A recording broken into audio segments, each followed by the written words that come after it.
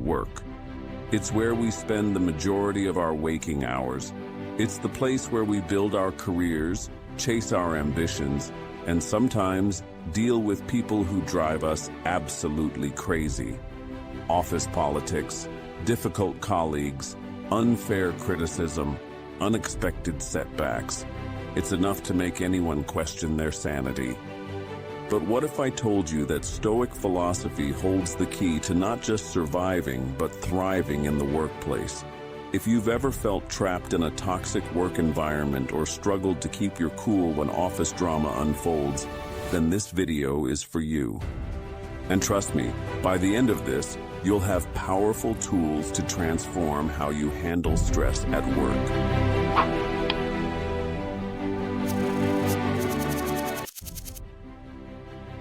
I'm Stoic Mark, your guide to applying ancient wisdom in the modern world. Here on Stoic Self-Development, we break down Stoic principles in a way that's easy to understand and, more importantly, easy to use. If you're looking to cultivate mental resilience, develop a stronger mindset, and handle life's challenges with grace, then make sure to hit that subscribe button. Because today, we're diving into how you can use Stoicism to manage workplace challenges, navigate office politics, and deal with those colleagues who seem to exist just to test your patience. Let's be real. Work stress is unavoidable. No matter how much you love your job, there will always be difficult people, tight deadlines, and moments when things feel completely out of your control. Maybe your boss doesn't appreciate your hard work. Maybe your colleagues gossip behind your back. Or maybe there's a culture of competition that makes every day feel like a battlefield.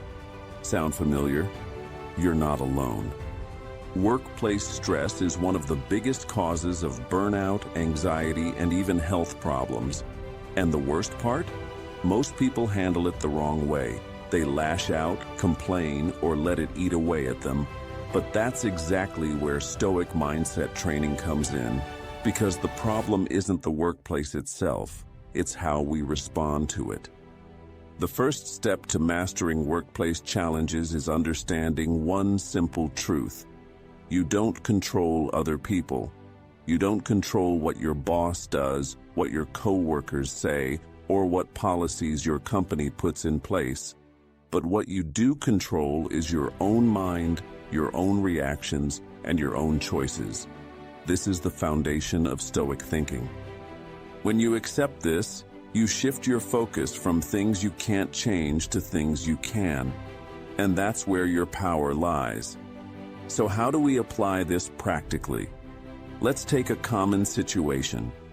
You have a colleague who constantly criticizes your work, sometimes in front of others.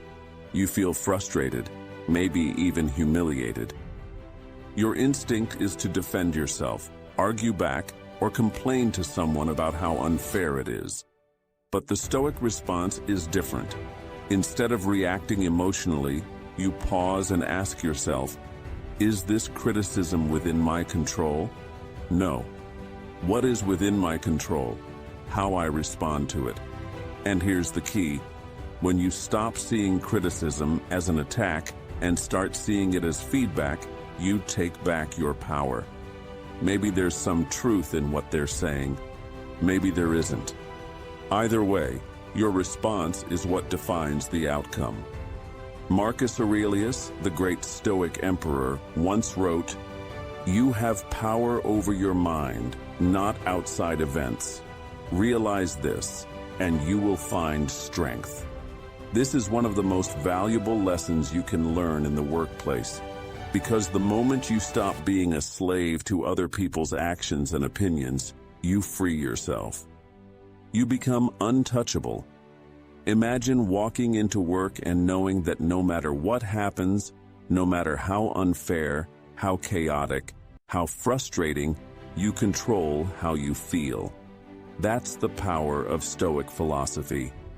Now, let's break this down into 3 practical techniques that you can start using today to handle difficult colleagues and work stress like a Stoic.